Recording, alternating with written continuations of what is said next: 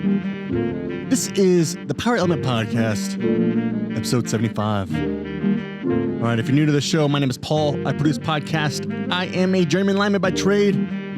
Rolling right into a virtual episode with Paul Koehler. Paul is a journeyman lineman. Had the opportunity to meet Paul and his family at the International Lineman's Rodeo a few years back. We were introduced to his family story and the work they do with St. Jude's through Climbing for Kids. All right, this is an incredible episode filled with leadership talk and a family story of strength and kindness. Get to the show, but first, Promotional Partners. Milwaukee Tool, since the company began in 1924, Milwaukee Tool has led the industry in developing innovative solutions that deliver increased productivity and unmatched durability for professional construction users.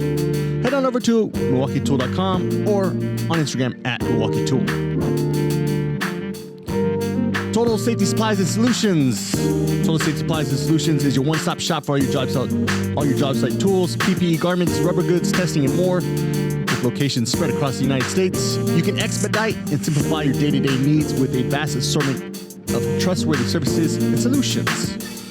Visit TotalSafety.com. We are your preferred tooling, supplies, and service experts.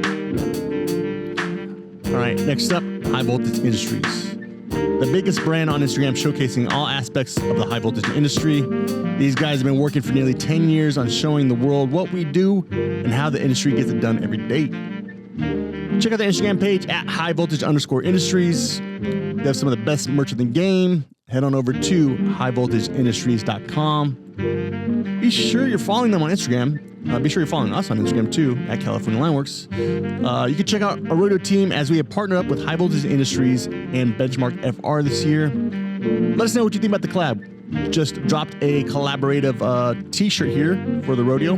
Pretty dope. Check it out. All right, High Voltage Industries. Use promo code POWERELEMENT to get 10% off your order. All caps, one word. Once again, highvoltageindustries.com. All right, a few more partners. Klein Tools. Appreciate all the work you guys do for us. Working Athlete, Gelco, Co Eyewear. Use promo code POWERELEMENT for 15% off at checkout. And Buckingham Manufacturing. All right, if you enjoy the show, do us a favor. Be sure you're following the show on your favorite platform. Give it a like and be sure to share the show. Last but not least, I want to thank the entire Sturgeon Lake, California workforce. Without you, this podcast would not be possible. All right, let's get to the show. The Power Element Podcast, episode 75. Enjoy the show.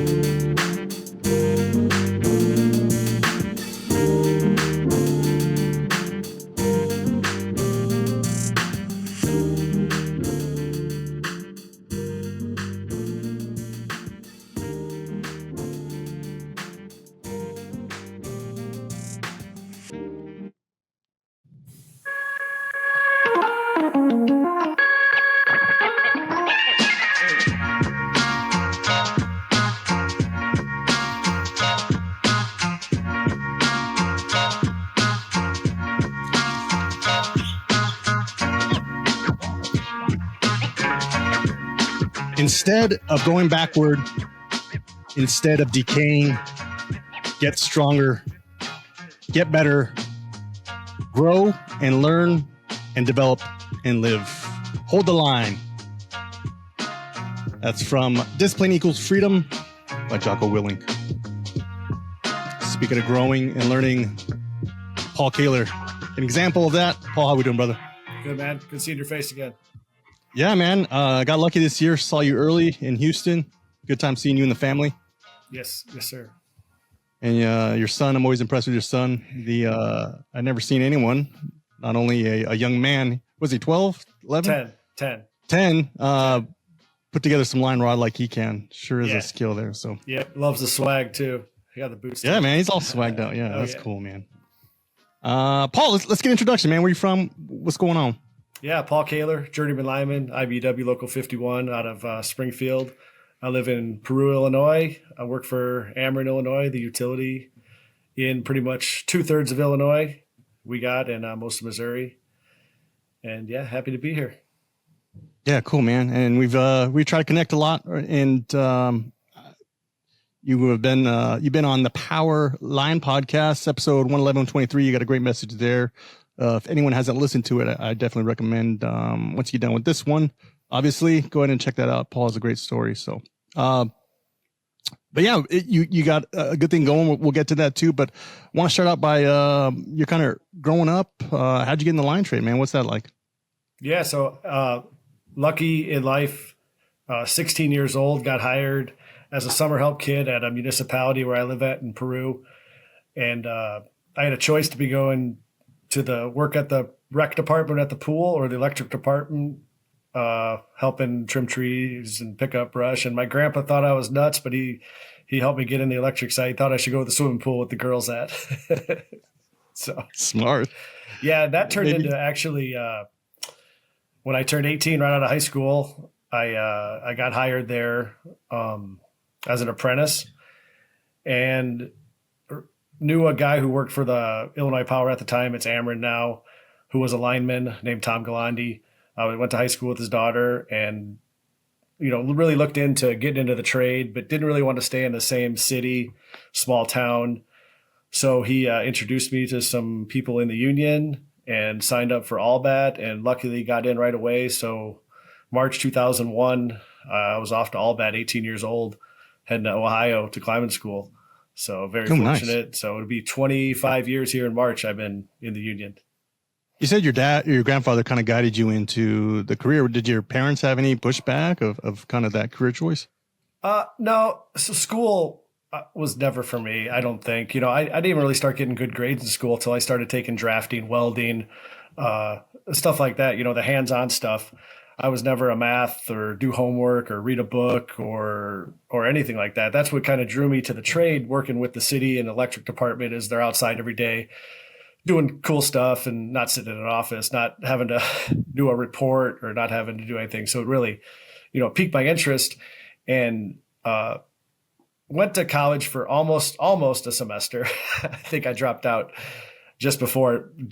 But dropping out, I did have a job at the city of Peru at the time. They offered me a job to start, so I didn't just quit college. I had an avenue to go into, and I had no idea at the time. But my dad met with Tom, who helped me get in beforehand. Talked about linemen, talked about this is a good path for him. And I didn't know this for years later, that he really was behind me the whole way, but he kind of knew what I was getting into. So it was, the best decision I ever made. That's cool, man. What did you know anything about? Were you kind of getting into? Were you just kind of just taking the advice of your grandfather and I believe Tom? Was he just kind of working with that?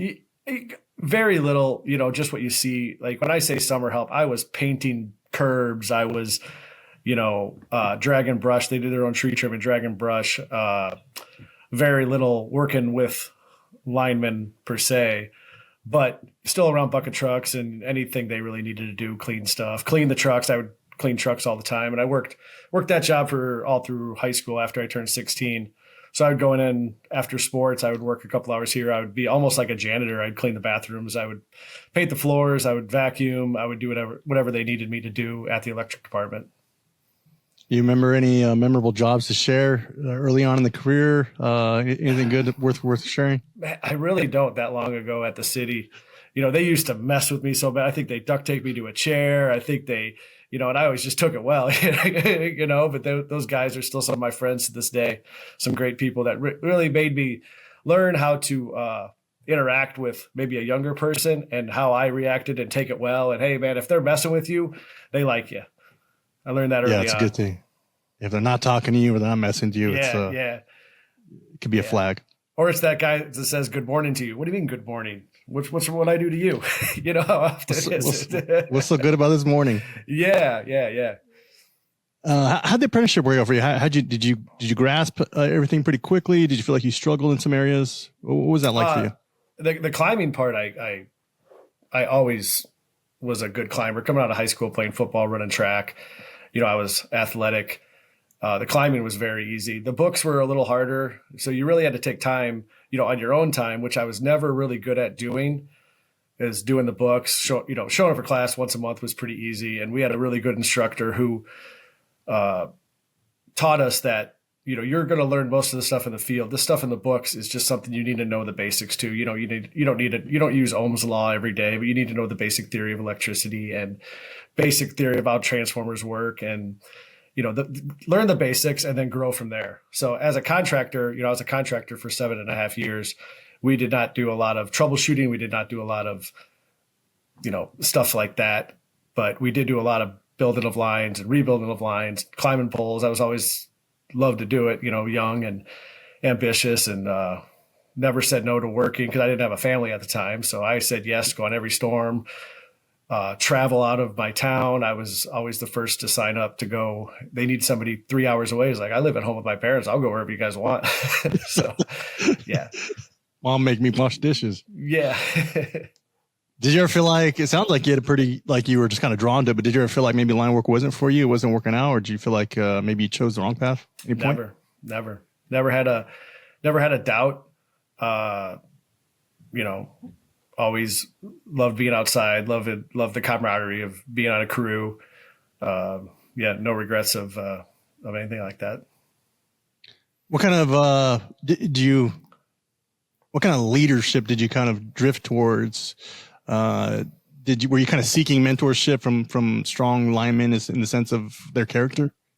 Or were you just kind of young and dumb and not really taking advantage of it? No, that's a great question.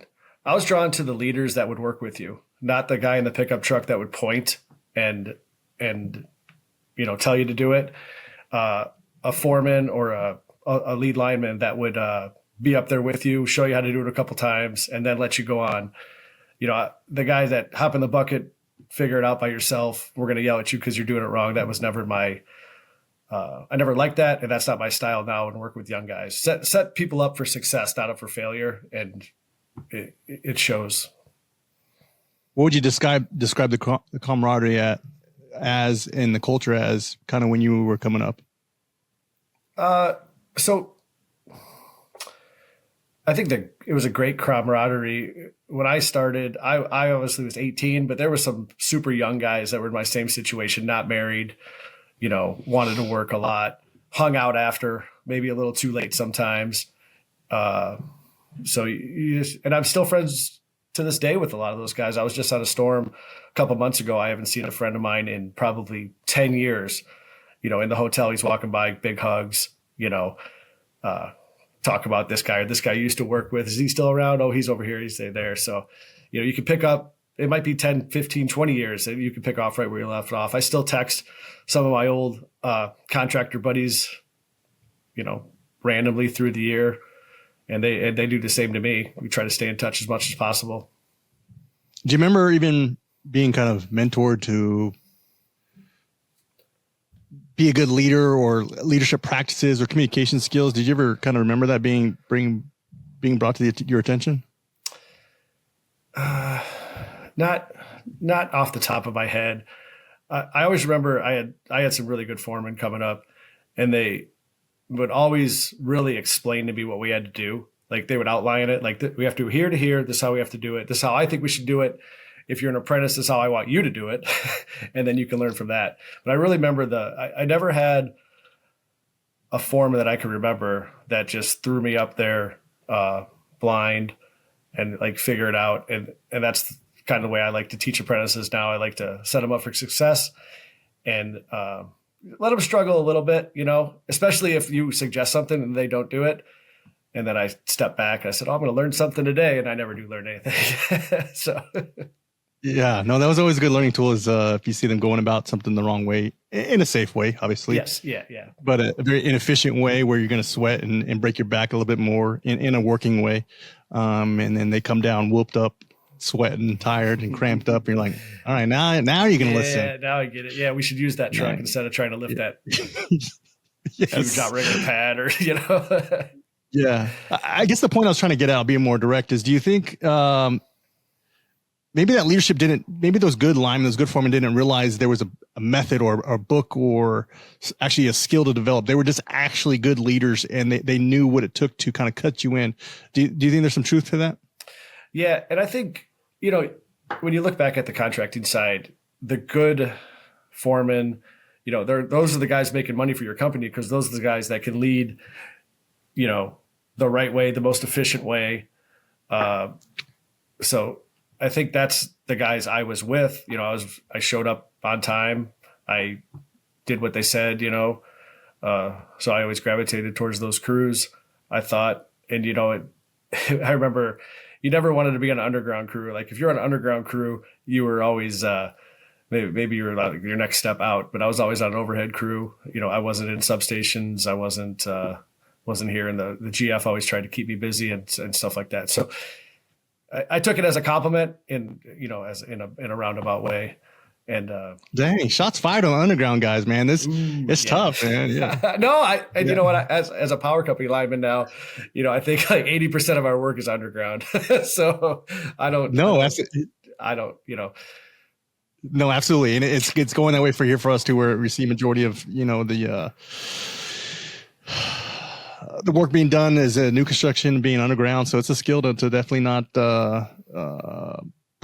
set aside in your development in your career too, because it's not going anywhere too. So yeah, I'm trying to relearn we always hire or contracted out our boring. We still do the boring machine.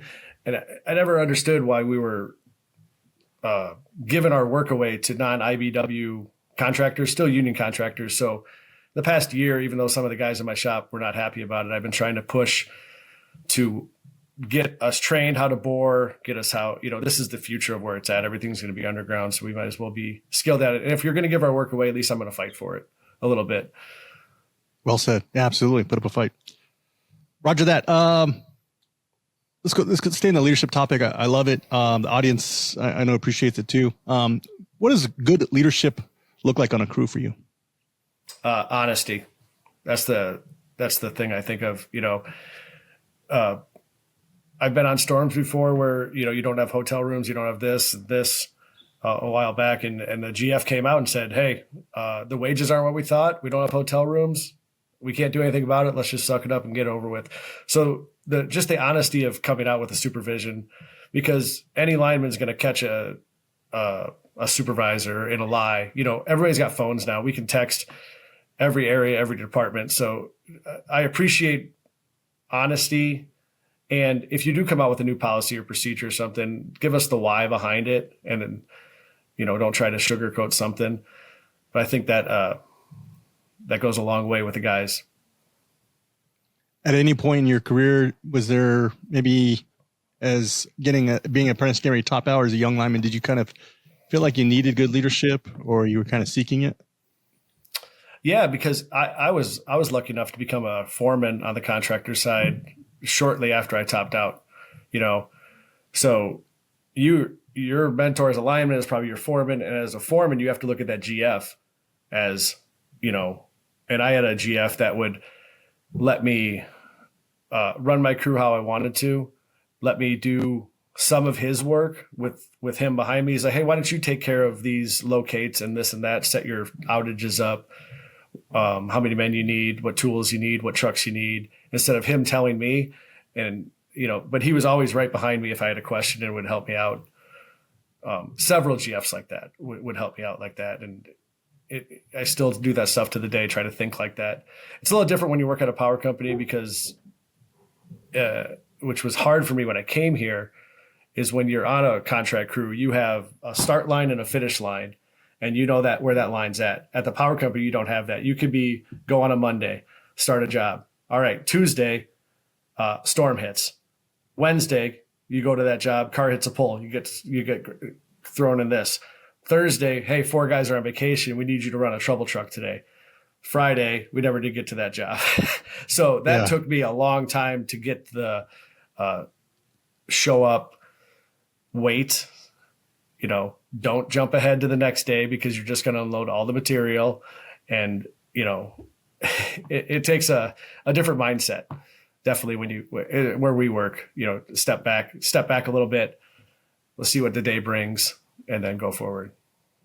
Yeah. It's a good thing to state too, when you are when a young person's seeking career advice, it's like, well, what do you like? Because there's 2 different ways to go about this. Utility side or the contractor side. They're 2 different animals and they kind of fit your personality. One fits, people do lifelong in the utility and they love it. People do lifelong in the contract and they love it too. So I think it's a matter of preference too. And you've had the opportunity to kind of see both sides of it too. So real quick, I wanted to go back. What do you think led you, what skill sets or what character attributes that led you to be recognized as to be a young foreman while you were a young lineman? What set you apart? That's a great question. You'd have to ask the guys that wanted me to do it. Well, what do you think? Yeah. Well, what do you think then? What was some of your strong points? I think a lot of a contractor is just like you're showing up on time. You're not griping about everything. You come up with solutions, on your own, in general stuff like that. You're not, I don't want to say bad things about anybody, but, I think those are some good traits. Honesty, I was never afraid to be in a meeting. And if they were doing something wrong, if I thought I was right and I had reasons behind it, I would bring it up in front of everybody. Hey, this is what's going on. This is why I think you're wrong. And this is why I think I'm right. And if you think you're right, not something stupid, but like real topics of discussion. I think if you're going by your union contract and you're going by your standards, and you have a gripe, and don't be afraid to bring it up in front of everybody, because maybe other people won't talk about it or bring it up. And, most times they're looking for somebody to stand up. So there's that leadership quality of, and I maybe I do it a little too much here at the power company too. Would you say you showed good communication skills in leadership positions? Was that something you felt like you were good at? Yeah. And I was only a foreman. I wasn't like a superintendent or a general foreman where you have to lead 10 to 15, 20 guys. I was a foreman over 3, 4, or 5 guys at a time.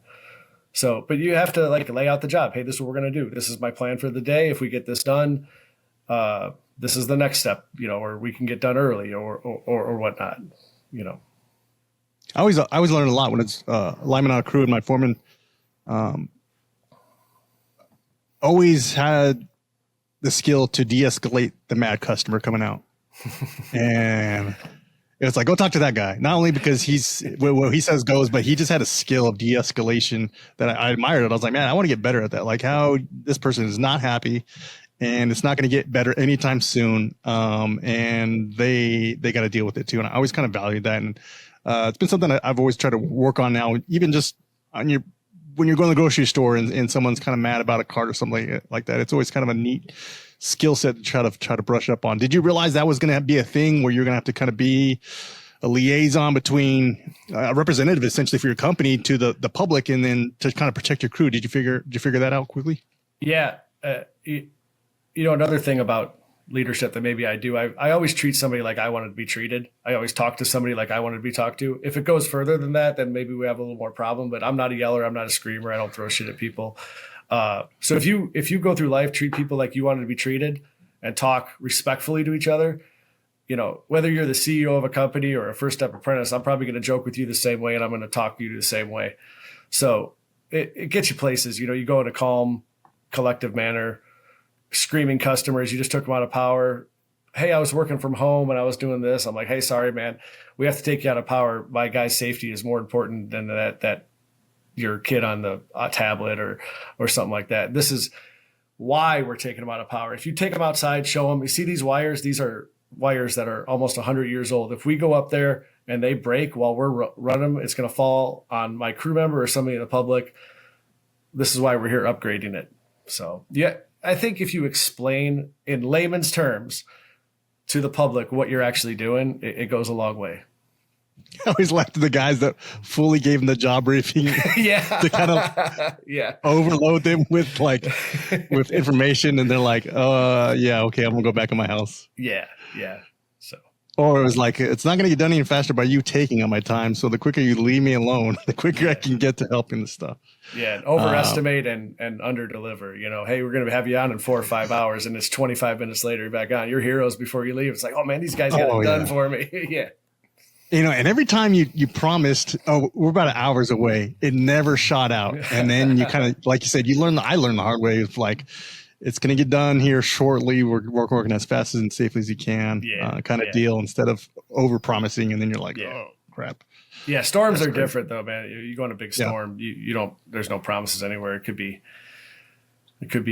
a long time. You could have all your work done, but there's, the transmission lines are still out. So those are tough ones, especially getting bigger areas to try to fix. Yeah, and you're in the Midwest. This is the kind of a storm season for you guys too. Oh, a lot of it's nonstop. Yeah, we just had a big one in St. Louis. I'm about say 5 hours north of St. Louis. I'm about an hour and a half outside of Chicago. We're in the farthest north Ameren territory, and St. Louis has just gotten pounded. We send guys down there all the time.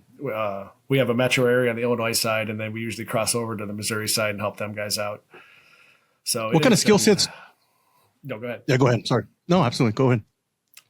No, yeah, we just always try to help out each other, and then we do send occasionally crews on hurricanes or out of state, but not too often. What kind of skill sets do you think need to be heightened or maybe addressed differently when you're on a storm versus your day-to-day work there? I think you really need to be pay attention to the lines you're working on and who's around in the areas, because in St. Louis or Chicago or something, all these easement lines, and they all have ties, and really emphasizing the grounding and testing. And not that we don't do that on a regular basis, but I think you really need to double, triple check where you're at, find your address, because you get down in those metro areas and no road is straight. There's no north side. They all curve and back, and you think you might be going around a block. You might be on a completely different circuit. A lot of 4 kV with lines hot on the ground. That always scares me when I go down there. You see that quite a bit. You don't assume that line is dead. It'll lay in those bushes for days.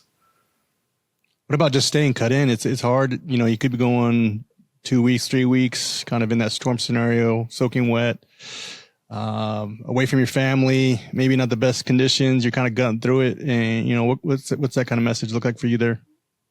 It's just kind of what we do. Being a lineman, I don't have any advice, hydrate, eat something. I think your message is good. It's what we do. Like this is what we do. That's what you do. When we go down, that's what we do. We're not down here to not get the lights on or go out to party. There's no power anyway. It's what we do. If there was power, we'd be partying. Yeah, we would be there. So, but yeah, I think that's that. The mindset you have to have is like, this is why they pay us what they pay us.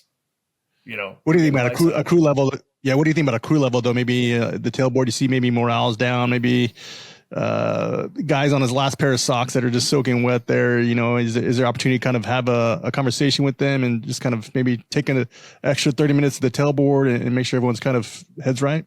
Yeah, I think that's important to bring up to a crew. Does anybody need anything that I can't provide to you? Can a supervisor go get it? Do you need another pair of socks? They can run and go get it. Or we have time to stop to make sure you're got what you need.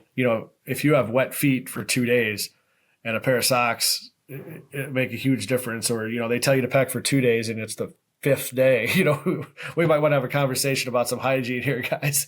Or we're running 2 guys in a truck and we gotta talk about this. So yeah, it's a great thing to bring up. Does anybody need anything that we can't provide right now? Oh man, that's a good way to put it, dude. That's cool. And that helps a lot too. When there's those days where you're just tired and yeah, it's what we do. But at the same point, you're human too. And there could be, make sure you're fit for duty and showing up with the right attitude and at the right capacity to keep yourself safe and keep your brothers and sisters who are working alongside you safe too. It's a big deal. And I think it's a sign of good leadership is not to only ask the question, but to look out for someone who's maybe, that can look out for themselves, and not in a bad way. I think the pride might allow us to show up for work and strap the boots on and get right to work. But a good leadership can recognize that maybe you or myself are not who we typically are when we're just going through our work day to day. So yeah, good point. I like the way you worded it too. Is there anything that how'd you word it again? I don't know, anything we could, I don't know. It sounded good at the time. I don't remember now, but yeah, that's the thing. Just set people up for success. Everybody's going through something different. Maybe you're on your 3rd day of storm or 4th day of storm and your kid's sick at home and your wife's calling you, where you at? When are you going to be home? It's like, I don't know when I'm going to be home. There's 50,000 people out of power still. They're still calling crews in, and you don't know. You gotta let that guy, maybe he needs 45 minutes with his wife on the phone or on FaceTime hey, I got some shit I got to deal with. Like, yeah, we got you, man. We'll cover it for you. Yeah, well, No problem. well said. Yeah, good stuff.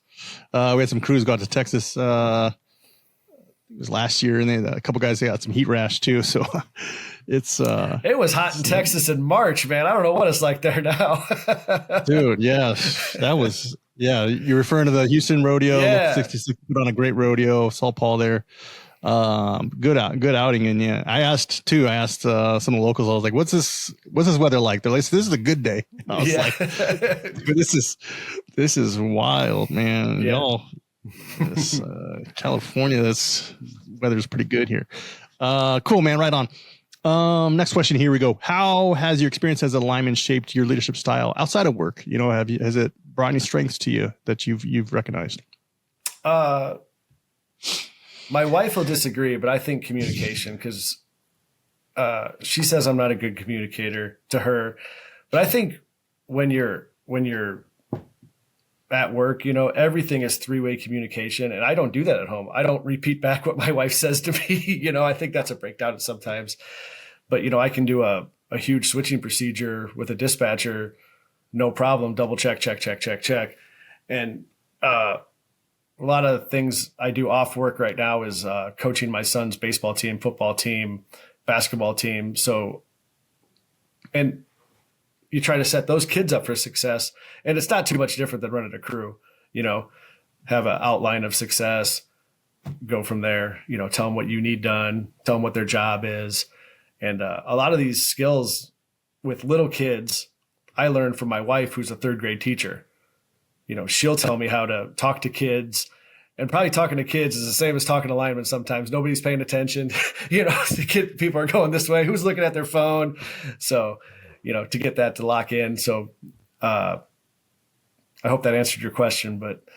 No, it does. And it kind of like you stated you hit the nail on the head. Like you have a job briefing essentially of what we're going to do and how we're going to execute. And it's essentially the same kind of concept. And I don't know. I think it's good. Like, man, I think you see like a lot of linemen starting separate businesses or other hobbies outside of line work because they've established a skill set and a good work ethic.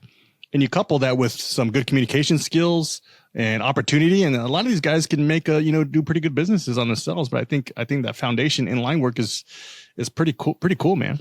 Yeah. In the Midwest, I don't know how the West Coast is, but storm companies is becoming the new norm around here. Back in the early 2000s, you wouldn't dare quit a company to go on a storm. Now it is these companies are begging people to come to their storm company. They have contracts, trucks sitting there. They don't have to work, come back and go to a job. They can sit and wait another week, and they're going to go with another company.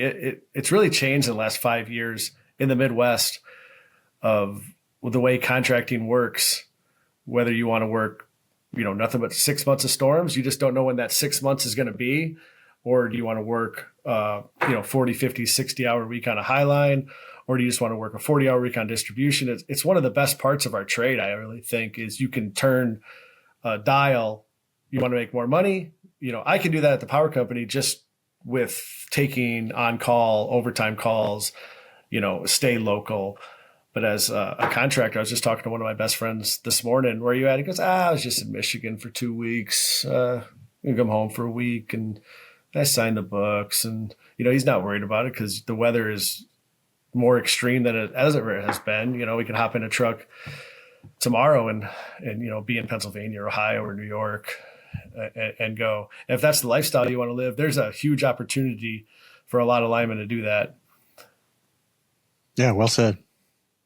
And I think our wives would be in agreement that we're poor communicators outside of that relationship too. And honestly, to go back to how I originally started podcasting, there was opportunity for me to kind of grow in communication, in my communication skills. I really didn't recognize that it was a skill, quite honestly. And that's just me being as honest as I can. I was a terrible communicator, really kind of dealt with things to myself, and I'm still actually trying to work on it. And not in like a real soft, lovey-dovey way, but just kind of being a little better at saying, this is where I'm at, or this is how I feel, or this is my perspective or opinion. I mean, it's helped out tremendously too, not only in my relationship with my wife, but with my friends, colleagues too. So it's communication is definitely a skill too. So for sure. Paul, let's shift from line work leadership. I think you brought some good value in there, and I think a lot of people are gonna get to it. But there's another important story on who you are too, and it's your story about you being a father. If you wouldn't mind, kind of telling us about your daughter and that journey there. Yeah. Thanks again for having me on to talk about this. As we continue to grow through this, I appreciate having friends like you guys and Ryan with Powerline Podcast helping us spread our message. So we're talking about Climate for Kids, how that started, and in March of 2022, right after my daughter's 10th birthday, she was diagnosed with a terminal brain cancer. Out of nowhere, I mean, literally out of nowhere.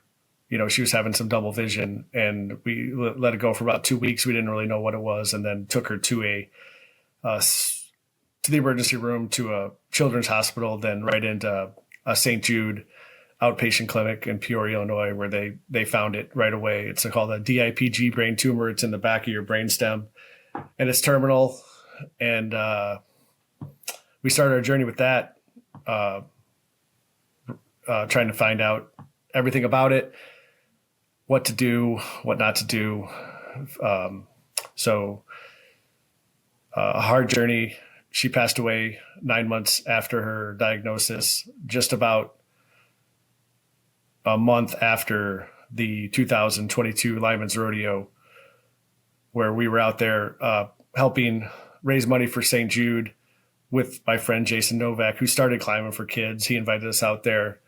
And the rodeo has always been special to me and my family. I've competed, I think, 10 or 12 times, had a little success one year, always had a good time, always met great people. My family has went with me several times. My daughter loves trading T-shirts and being at the convention and being at the rodeo. And it ties into the family aspect of the rodeo that it's really turned into, that we're happy for. And the Climate for Kids, after she passed away, me and Jason talked a long time about this, about how we want to get involved, how he wants to do more. He started it in, I think, 2021, just off a whim. Our company, Amarin, Illinois, wasn't sending people to rodeo after COVID. So he helped raise $5,000 just for St. Jude. He heard a story at church. I want to help out. The next year, when my daughter was sick, he wanted to raise some more money, and our company helped get involved. They ended up raising, I think, like $45,000 the second year. Then in 2023, I really started helping. And that's when we got our message out a little more. And I think we raised like maybe 112,000 that year. And then last year was like 85,000, I think. It's just growing and growing. And don't let the numbers screw you. Like, the support we get from people is unbelievable. The stories we hear. So that's kind of the tie-in with being a lineman and stuff. Do you have any other questions about my daughter? Like, what did I miss? Yeah, no, appreciate you sharing the story. Father's Day is coming up too. I know that's it's got to be pretty special for you. I think initially too, how were you affected when you hear the diagnosis? I think being a father, you want to provide and protect your child. How did that affect you initially? Do you remember that? It was really difficult because we knew the terminal part, me and my wife.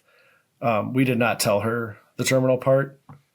She knew she was sick. She knew she had some problems going on. We had help from St. Jude with counselors and child life specialists and doctors and nurses. And we talked to them. They talked to her, like how the feelings. You wanted to make her quality of life as best as you can. We did anything you can imagine in those 9 months. Was traveling to Florida twice, going to the rodeo. We went to New York with the help of the Anthony Rizzo Foundation. We were on the Today Show. We met Savannah Guthrie. We were, what else we got out there? We met the cast of Hamilton. We were special guests of them. So not only the Lyman community rallied around my family, the community where I live rallied around our family. You know, I didn't work probably in those 9 months. I probably worked a month. And just to be at every doctor's appointment, be at every event we tried to go to, you know, not only did I go in when I could, but the guys I worked with had my back, because there was no way I was mentally focused on anything but her. But also I didn't have the time to take off. So I wouldn't be able to be with my daughter without the people I work with, the union members, the company members, the management team there, you know, who donated vacation days to me to be off. You name it, they were there. They were there for me. So thank you to all the, you know, the IBW members that helped me, or the company members that helped me, or the strangers out there. You know, it's going to be 3 years here in November, and we still feel love from our community, and we try to pay back as best as we can, and live her life, live her honor of her life. You know, she was a kind person. She was she was always thinking about other people. So she's somebody to look at that inspired me to do things when I don't feel like doing it. You know, if she could do it, I can do it. How'd you, I don't know, just kind of be there every day for, you know, up until the end there? How'd you kind of navigate that? I mean, there's no book, there's no podcast you can listen to kind of prepare you for what's coming, you know, especially with your daughter's diagnosis, you know. So what was it like for you?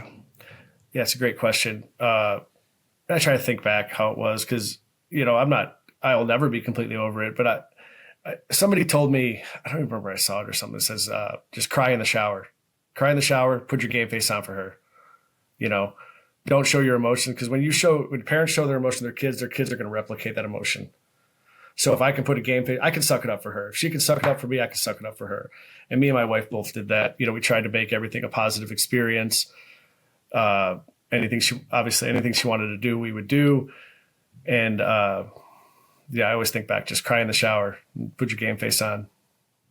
And then you're still raising your son at this time too. You're still, thank God we have, my parents live real close to me, and my in-laws live about like 15 minutes away. So every doctor's appointment, you know, he was, so he was 8 at the time, first grade. He still had to go to school every day. We had grandparents, just, you know, I don't know how we do without them, you know, or if I had to, you know, if I had to go to work and leave my wife to go drive to downtown Chicago by herself for treatments and meeting doctors and back and forth to treatments in Peoria, which is about an hour away. You know, sometimes I would go to work if it was just go for a radiation session, come back, you know, and she always loved going out to lunch every day. So that it almost made it like, okay, let's get up, do your thing. We're going to go to lunch after. We're going to go do whatever you want to do after. And, you know, it's hard watching your daughter go, or any child go through something like that, you know, put stuff in her body that you don't know what's going to happen, and how her body changes, and how she can't walk now. We have to put her in a wheelchair. But she always had a positive attitude and a smile on her face all the way up to the end. Can you talk about those can you talk about those characteristics that you always remember there, about, you know, those last couple of months? Because you shared that, you know, she was still a bright light, positive person. And I do remember that rodeo where she presented the check to St. Jude's, and then shortly after, as you mentioned, she passed. And it was just terrible just to see that outcome of that diagnosis there. But is there anything that you kind of always take from, and kind of, you know, even you being the father, just you admired about her? Her kindness. I'll always remember her kindness towards other people. You know, an example of that is we would have a doctor's appointment, say in downtown Chicago at Lurie's Children's Hospital, and great staff there, just the top notch nurses and doctors there. So her thoughts would be, find like, say these little cider donuts that we have around town that are good. She's like, oh, we have to go buy these donuts for our doctors and nurses. So we would go with a stack of donuts and start handing them out to the floor, to every doctor. So like she would go into this with thinking about other people, kindness, which we try to replicate once a year on her birthday on March 1st. We have a day of kindness. If you look on my Instagram, we always will put up something about her on that day, about taking one day a year of just doing random acts of kindness for people. And it's growing through our community and through everybody else. And that act of kindness could be, if you're on a crew, hey, I'm going to buy my crew coffee today. Hey, I'm going to buy donuts for the crew to say, hey, I just want to do something nice for you guys. If that just doubles and doubles every year, it doesn't have to be big. It could be, volunteering. It could be donating to a homeless shelter, a food pantry, a children's hospital, or it could be as easy as, going to your kid's school and reading a book and talking about something. Or if you have if you lost somebody, reach out to that person, or, just words of kindness. Sometimes a text to somebody, just say, man, I'm thinking about you. That's a great act of kindness. I got that a lot. Not, do you need anything? It's like, hey, I'm thinking about you. So, yeah. March 1st next year, if you think about it, wake up, do something nice for somebody else. The world will be a better place. Absolutely. Well, small gesture goes a long way. You mentioned she liked the lunches, but what did she think about Dad, the lineman? What was her outlook? I know she loved the rodeos too, but what was her? Did she admire the line work? Did she, she asked a lot of questions, or? Not a lot of questions, but she saw me work. Before she got sick, I used to work a lot. I was an overtime taker, when I could. I try not to miss anything.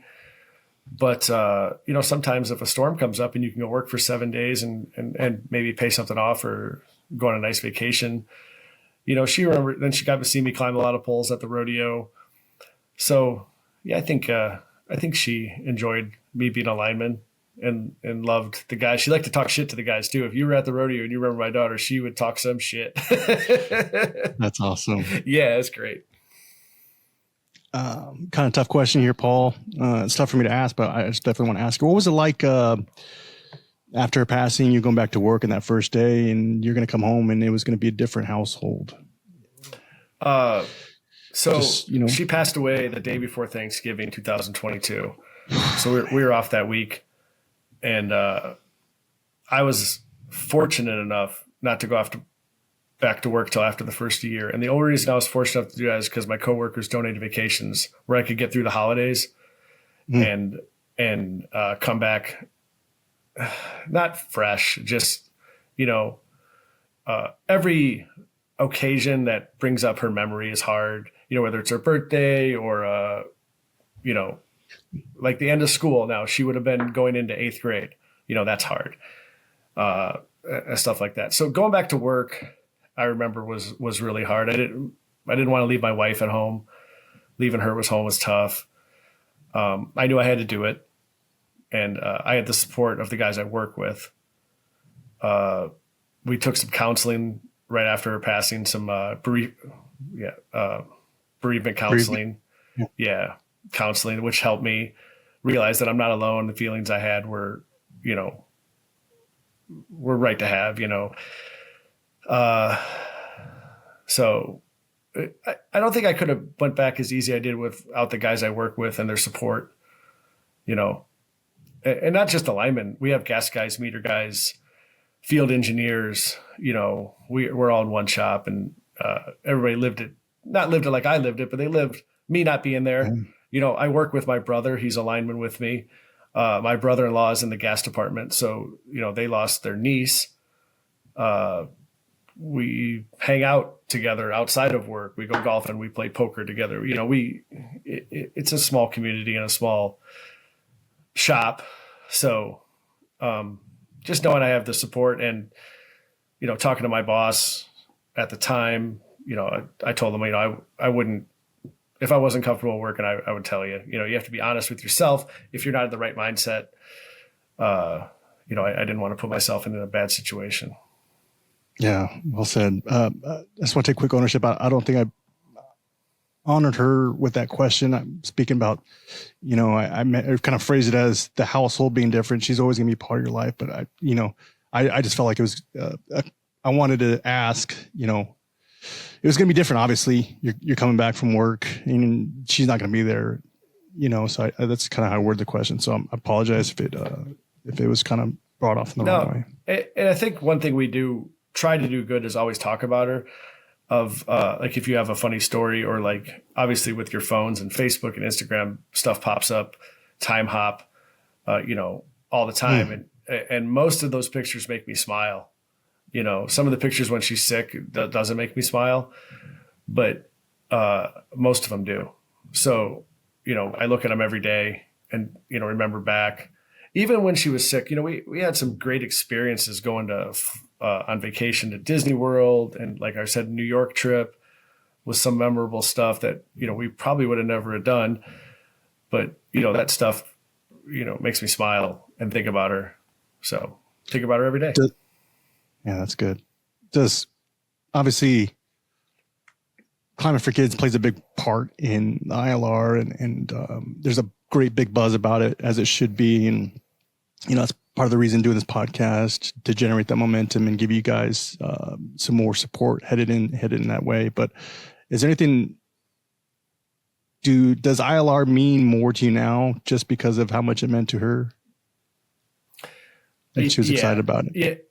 Yeah. It comes out of a different meaning. It used to be just more of a party aspect to the ILR. And now me and Jason are going out there with a team of people for a really tremendous cause, and we're meeting more people every year, hearing stories about how they can help. As it gets, it's going to be our biggest year yet. I can tell you that. The stuff we got going on is crazy. And it's just from, me and Jason talking to people, meeting people, I always talk to Jason about, I don't want to go up to somebody and say, hey, my daughter died of cancer, give me money. Yeah. That's not our goal. I want to tell my story, how it affected me and how our time at St. Jude changed me of how I think of things. And then people are going to go through this, and obviously money is the easiest thing to give. So I think we're doing good, and we're talking to people, and I hope we're making a small difference. Yeah, absolutely. How has your perspective on life and leadership changed since her passing? I think leadership might kind of sound funny, but I think there might be opportunity, kind of perspective might have changed. Yeah, it's a great question. I think my compassion towards my coworkers and realizing people are going through things that you might not realize is different, conversations with, and it doesn't have to be with a sick child. It could be, you're having trouble at home, or, hey, can you cover me? I have to get out of here because I want to get to my kid's ball game. Yeah. Yes, absolutely. We can replace you on the crew. We can do some things. And that just comes from setting things up the right way. It's like, hey, this job is, we get off at 3:00. This job's going to last till 6 or 7. A car just hit a pole. Who can't stay? Let's set this up right now. Don't tell me at 5:00 you can't stay. Tell me at 1:00. Let's set that up for now. Hey, I got a ball game.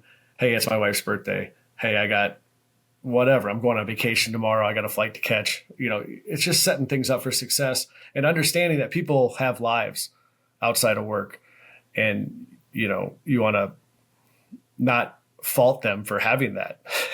It's not all about work. I think that's something I've doing so much better job of and staying calm about it. What do you mean you're leaving me? You're gonna leave me do this? It's like, no, we'll get somebody. Yeah, no problem. It's okay to value your relationship with your family and take a day off to go to a ball game, or make sure you hit that 8th grade graduation, or, definitely something I've learned now getting older, and just kind of reprioritizing and reevaluating myself personally, just from like, where are my priorities and what do I really value? And am I really showing that? Am I walking the walk? and talking the talk of what I want to be, you know. So I do see that, and that's pretty cool that you're able to share that. Yeah, small story about this just came up last night. We were gone all weekend at a baseball tournament. Come home, quick mow the grass. He has a baseball game last night. Phone rings for work. Oh man, it's work. It's no, I work this time. I said, no, I got to go help coach a baseball game. My son Kipton hit 3 inside the park home runs last night. Can I imagine if I missed that? Would not be surprised. Yeah, that kid's awesome. You know what I mean? 3, yeah, that's a memory for it. So small brag about Kipton. Shout out Kipton. Yeah. So that's stuff awesome. like that, you know, I really toned down my working and toned up I've always been a family man, you know, like I try not to miss anything, but sometimes it's like, if I work this, you know, cause then we get some days off if we work so much. So it's always that back and forth. And, I try to balance that more than I did before my daughter got sick. Dude. And I think I just like, it's been recently where I've like, when you're home, like it's that saying, be where your feet are. And it's easy to say, but like when you're home, are you really thinking about work and vice versa? And I think when we talk about those gaps in communication in my marriage or with my friends, it's like, am I really there? Am I really present? Am I really able to I kind of keep a small circle as it is. I think that's just kind of my nature. I like that. I like trying to be the best friend I can be, or the best husband or brother or X, Y, and Z that I can be. And, I find it's a little easier for me to kind of, put into that bucket, if you will, when it's just a little smaller. And that's just me. I admire people that have, you know, big circles and can really kind of, spread their joy and kindness. But I've always kind of struggled in as of recent, it's like really being present. It's like, you know, when you're at, dinner with my wife, like, am I really kind of engaging with her and making quality, valuable time, you know, or, you know, I golf with my veterans group, you know, just kind of hanging out with them and asking them questions and seeing where they're at and just kind of connecting and being there. I think it's pretty cool too. And it's something that I really didn't think was a skill or, selfishly maybe just thinking about myself, but now it's kind of different perspective for me. So. Yeah. And one thing, I mean, even though my wife Gina says I'm not a good communicator, we really do talk about either the night before or in the morning about what's going on tonight. Can I work late? Is there somebody to pick up Kipton from school? You know, and if some of these boxes don't check off, no problem. And I'm lucky to work for a company that they don't force us to work too often. As other power companies do, they'll make you stay. So as of right now, they can make us stay, but they haven't too often. And usually that's on a big storm anyway. And everybody, you know, big storm, you see the weather coming. I can see it 3 days out. Like, oh, shoulders start hurting. Like, let's go. So I think that's something that we do really well is, you know, and then if we both decide, hey, I'm not going to work late, then that's easy. That check, they're going to ask, nope, I'm good. You know, where probably 15 years ago would have bothered me to say no. Well, if I could have made this much, you know, like now it's like, yep, I'm good. So, yeah, I think, the money's always going to be there too, for sure. Yeah. Yeah. What advice would you give to others, maybe going through a hardship, maybe facing grief, or there's a unexpected circumstance going on, especially in our career where it's a high stress, pretty demanding, need to be present kind of career? What advice would you give to someone? Man. Well, hope number one, nobody has to go through what I went through, but obviously that's not going to be the case for a long time. But I think going back to, like I said, just being honest about a lot of things. Maybe it's with your wife, how you're feeling if you're not into it. Be honest at your job. You know, I have been to work before where I wasn't into it, you know, and I'm like, man, I just got to go sit down. And if you work with good people, you'll have some very understanding people. You don't even have to tell them what's going on. Say, hey, I got some shit going on, man. I gotta take care of some stuff. And so I hope that answers your question about that. And yeah, try not to have any regrets in life. I think that's a good one. You know, do all you can, be there for your people you love. Is there a part of moving forward too, or just kind of keep maybe the Lyman wave, just kind of next pole, next job, is that the same concept can be used in life too? I mean, is that fair? Yeah, because we can't change what happened to her. You have to be honest with yourself. I can't change what happened to her. Would I have get anything for it not to happen to her? Yes.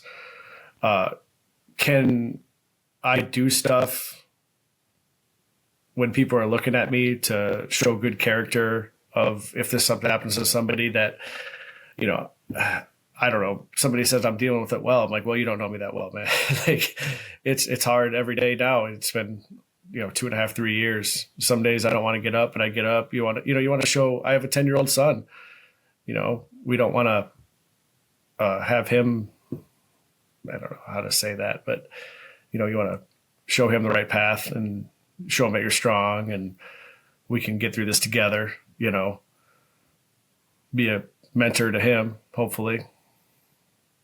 Yeah, no, that's a good point. Still raising a son and and probably we didn't do a good job for a year of raising. He was there, he was present, but we had to focus most of our energy on our daughter. And I don't think but he was with us on every vacation and every outing, and he lived the journey too. He lost his sister. We can't forget about that. Probably, I don't know about his best friend, but sometimes you see them fight. But we want to talk about her a lot, about the good things. Your sister used to love this, and remember when she did this, and keep her memory alive for years and years to come of just talking about her. Yeah, that's great, man. What's Father's Day? It's coming up here. What's Father's Day mean to you? Just hoping my kids think I'm a good dad. I hope they think they do. Father's Day will probably be at a baseball tournament somewhere. Which I love doing, man. I'm coaching 2 teams. Every weekend we're going somewhere, and it's been great. I love being a coach for him. Not only that, he asked me to coach. I don't volunteer. He's like, hey, can you help coach this team? I'm like, yeah, I can help you coach. But even though I ran track in high school, I didn't play baseball, but I could be a positive example and a good job, and I could shag balls, and you can YouTube anything. I can go on YouTube, and so that's what Father's Day will look like for us. Those days are the hardest. The birthdays, the Father's Day, Mother's Day was just passed, so. Mm-hmm. It's just a recognition and thinking about the good times we had together. Last question here, I'm kind of shift, but what do you think Juliana's message would be to you and to the world, I guess? Yeah, going back to kindness. Be kind to each other. Be kind. Do kind acts. I know it would be 100%. We talk about this. Treat others like you would be treated. Maybe I brought that up a long time ago, but so I think that would definitely be our message, and that's gonna be our message going forward is kindness and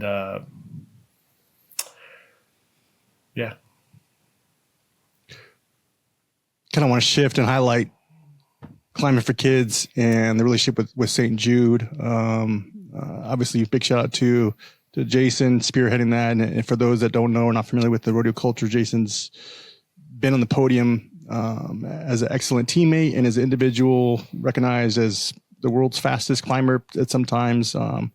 So just really stand out kind of lineman and probably the perfect person to kind of think of the idea to start Climbing for Kids and really provide some attention to this cause. If you can kind of highlight St. Jude, what they do and what that money raised goes towards, if you can, Paul. Yeah. So us at Climb for Kids, we raise money for St. Jude's Children's Hospital throughout the year. It's kind of started at the International Lineman's Rodeo. Now it's kind of a year-long donation process. And one of the big aspects of it is me and Jason, we're not a foundation.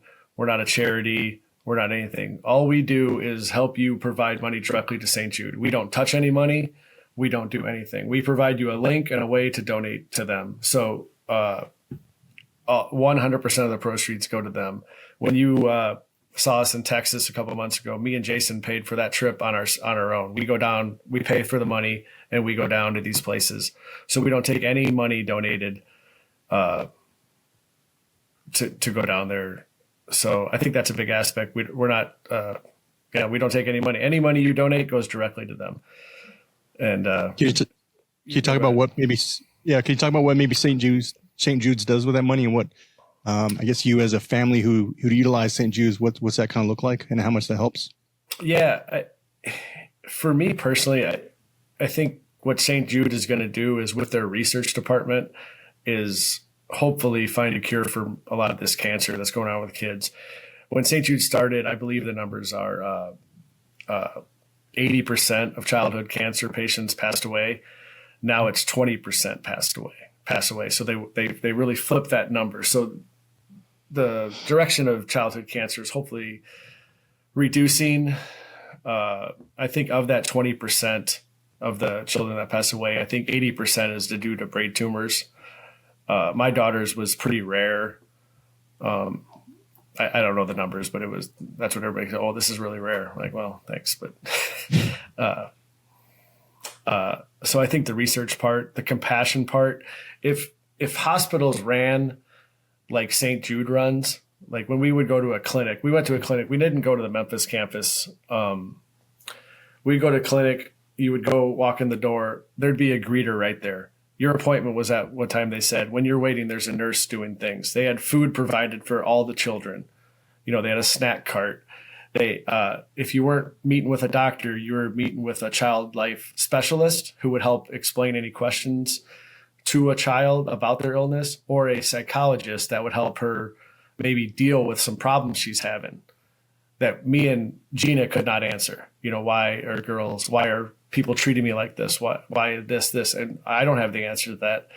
And me and her would step out of the room, and she would be able to talk to that counselor without me and her listening, would actually help her talk more about her feelings, because she could see when we're in that hospital room, we're on the verge of tears of every new week, of every new growth in the tumor, or every new treatment that didn't work. So I'll never forget these counselors that were down there, and the doctors too. The honesty the doctors gave us of what was going to happen and how they would do everything they could, and they did. They reached out to the leading doctor of DIPG research, who happened to be a fellow with the doctor we had. She's like, I know her. I'm going to call her. We met with her. What do you think about treatment options? What do you think about this? What do you think about this? And we had some honest talks with a lot of doctors, and you get some conflicting advice too. Lurie's Children's Hospital is saying we should do this. St. Jude's saying we should do this. All right, let's get on to talk together with both doctors and figure out what's best for our daughter. And they did too. Like I don't, as an adult, you don't see that in healthcare. So it was a great experience of how shitty of an experience it was. I hope that makes sense. No, it does, especially with the healthcare system. Yeah, it's crazy. Yeah. So you also, I think, mentioned, if I'm wrong, please stop me, that even just as far as the fuel costs to go to the hospital and the hotel room, it's kind of all just kind of taken care of. Is that correct? Yep. When you go there, they give your address, or you live this many miles away, you get a gas card. You get however incremental gas card, and you just go there, sign a piece of paper. Here's a gas card. So every treatment we went to, the meals were provided at the hospital. We got offered some housing that we did not take advantage of, because at the Ronald McDonald House, there's a Ronald McDonald House next to every children's hospital. We didn't take advantage of that, and we did have to spend the night, say, in Chicago. We would kind of try to make it like a vacation, like, hey, we have to go up here. So we would actually pay for a nice hotel close to there and try to make it a little more of a better experience for her. But we were always offered rooms, and you do not get a bill from St. Jude. All of it's taken care of. You know, you don't even get a bill in the mail saying paid. It's just, you don't see anything. So it just takes one burden off your plate. Not that, you know, we're lucky. We have good jobs. We have good insurance, but you know, I'm sure there's a lot of families out there that don't.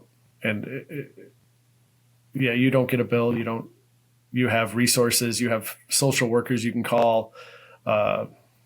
So, and they pick up. You call down there, they pick up. There's a doctor on call 24/7 specifically for St. Jude. And within 5 minutes, you're talking to a doctor if you have a question in the middle of the night, which was great. Wow. Kind of a personal question, and it's kind of being talked about more. Do you still utilize the help, or is there still like conversations you still have with doctors or therapists or anything like that? No, that's a great question. I personally, right now, I'm not seeing any therapists or talking to anybody, and no reason not to. I just kind of work things myself, but I'm not, you know, I need to take a step back sometimes, but to each their own. I did it, and I shared this story before, but we were going through counseling, and after I went back to work and we got done with the counseling session and I got called out, I said, it was my first call that I took. And we go into work, and there's 4 of us there, and everybody's talking. What were you doing? Oh, I was mowing the grass. And what were you doing? Nothing, nothing. And then we drove to the job, and that bothered me the whole time. Why couldn't I tell somebody I was going to therapy? So I got to the job, pulled the guy aside. I said, hey, it may have been 2 guys. I said, hey man, I was at grief counseling tonight. I just want to tell you I wasn't doing nothing. I don't know why I didn't tell you earlier. He gave me a big hug, told me he loved me. And, it's like a weightlifter. I don't know why I lied at the time. And that bothered me. So that counseling helped me, at the time. So don't be afraid to reach out if you're going through some stuff. Dude, that's powerful. And fuck, man. I imagine a lot of people maybe battled the same way and maybe cast it aside the same way and not really were honest with their coworkers about it, So, man, that's cool. Great story, man. What does strength mean to you now? Last question here. What does strength mean to you now, Paul? Has what you've been through and your family been through redefined that for you? I think strength is being able to lean on other people when you need it. I'm not alone. That's the one thing I learned is I didn't have to go through this by myself. I had my wife and my family and my coworkers and my union members and the community, and I never felt alone, which would be a scary feeling for a lot of people if they had to go through this alone. I never felt that way. So I think that maybe strengthened me, where if I needed something, and it was, as a lineman, what's the last thing you want to do is ask for help. Yeah. I got this. Well, as a man, I guess, and then as a lineman on top of it. Yeah, double whammy. Double whammy, yeah. Double whammy. So I think that that is strength for me. It is being able to look around and see who you can lean on. And yeah.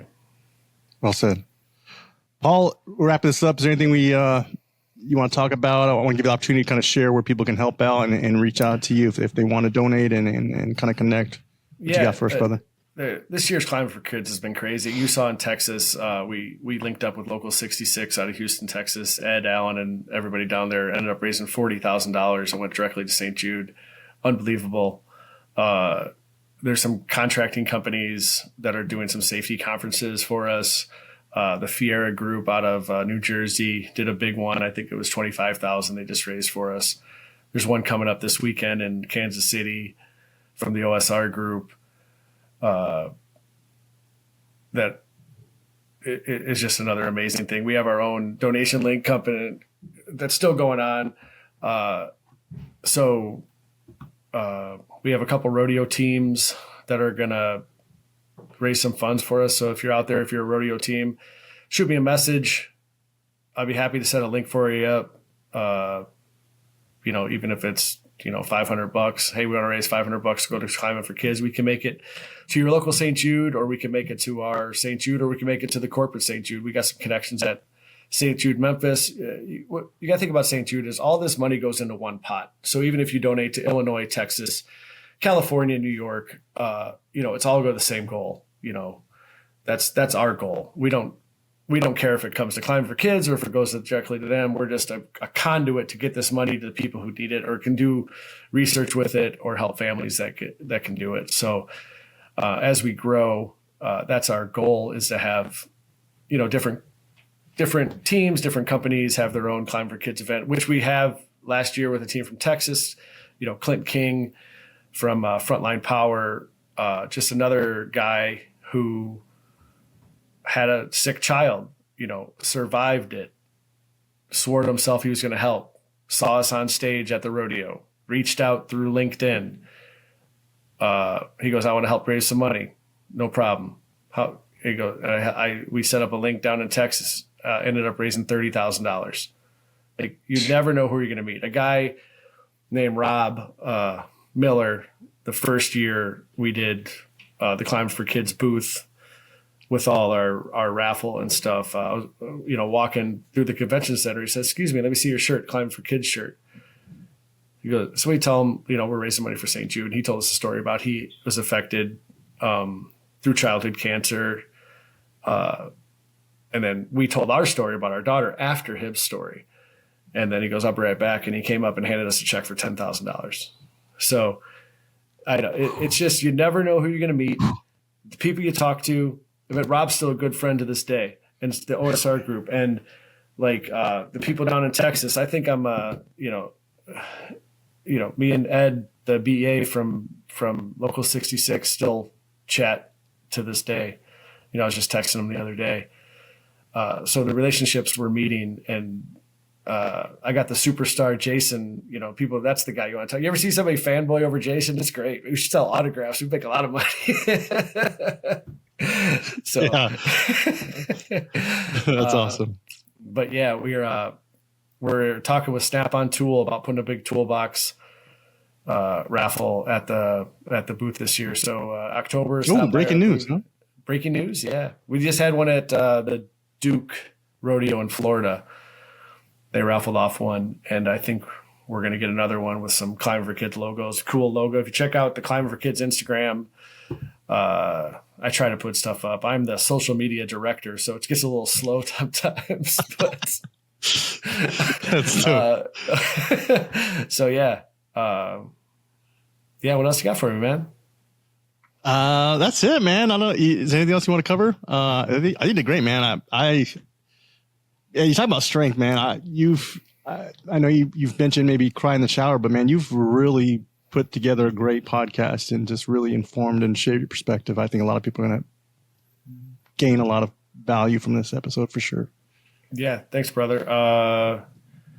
If people want to reach out, Climbing for Kids on Instagram, climbing #4 kids at Gmail. I think that's it, man. You can get a hold of us. You'll tag us in something, won't you? Yeah. Yeah, I'll put all the information in the show notes. Yeah, man. Thanks for coming on, sharing your leadership and obviously your story too, man. Yeah, I always appreciate Paul Ruel. Tell him thanks for everything. Let's chop it up again at the rodeo. Yeah, I'm sure we'll connect after the rodeo too. That's a story for off air. That's true. We're gonna see Team Slow and Steady rocking. No. You'll see me. No Slow and Steady this year. I don't even know if I could make it anymore, man. We got some solid teams coming out of Ameren coming after Team Sturgeon. Just watch out. Oh man, good competition. Steve Leckvold said, "Iron sharpens iron," so we're good. There you go. Everyone wins when everyone's competing. Absolutely. Paul Koehler, Climbing for Kids. Appreciate your message. Let's connect at the rodeo. Maybe we can have you on again. See what's going on. Catch up in a few months. All right, man. I really appreciate having me on and talking about it. Absolutely. Stay on. You're gonna hear the music going. Paul, we'll chop it up a little bit. All right, audience. Hope you enjoy the show. I know I did. do us a favor. Share this episode, like, follow, do that thing you do. Let's get this message out there. Timer for Kids. Pass it along. Follow it on Instagram. Make it happen. We'll catch you in the next one.